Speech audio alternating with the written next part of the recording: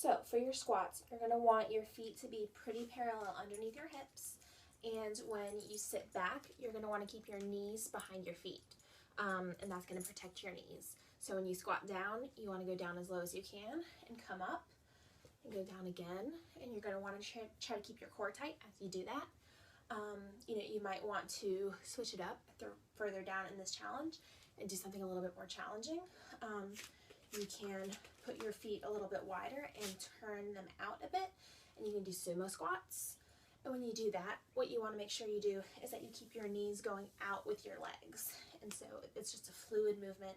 You're not having your knees going forward as you're going down, or pushing them to some strange wonky angle, because that's not going to be good for your knees.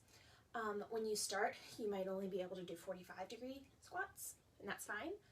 If you want to do 90 degrees and go all the way down, you can do that too. I'm already getting a little bit out of breath as I talk and I do this because you're working big muscle groups.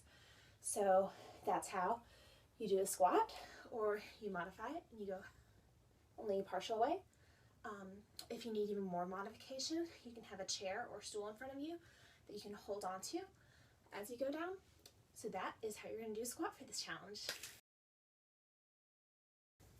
So burpees, everyone's favorite and least favorite exercise.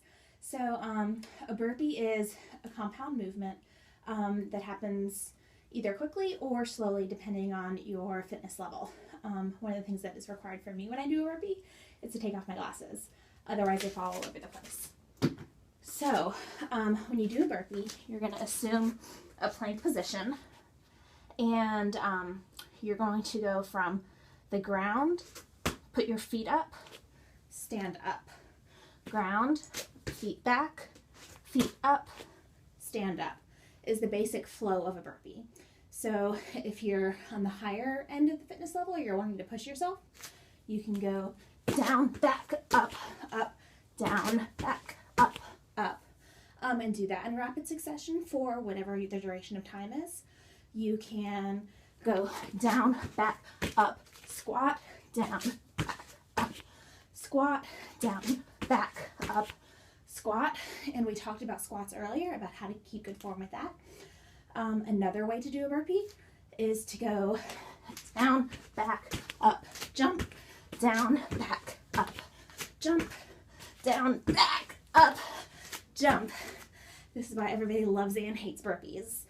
Now, if you need a modification for a burpee with no impact, you can simply, hold on, you go down, one leg back, two leg back, one leg up, two leg up, stand up, down, one leg back, two leg back, one leg up, two leg up, stand up.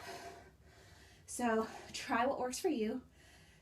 Test a few things out and push yourself, but be safe. And so lastly, we have wall sits. So for wall sits, you're going to want some sort of stable, flat backing. For me, the only space in my workout room is my door. And I'm kind of curling my foot underneath here so my feet are level. But so you're going to want to keep your feet, again, kind of parallel with your hips. And you're going to want to walk yourself down until you're at, I don't know if you can see with this mat, you're at a 90-degree angle. You're going to want to hold this. And as you're holding it, you're wanting to keep your back straight. You're wanting to keep your legs at that angle. You're wanting to keep your core tight. And you're just holding. And it might not seem that difficult. And if it isn't for the first couple of days, until we start adding on time, awesome. But your quads are going to start feeling it, and as you're keeping your core engaged, that's going to start burning as well. But this is really a quad and a back of the glute workout. So that is a wall sit.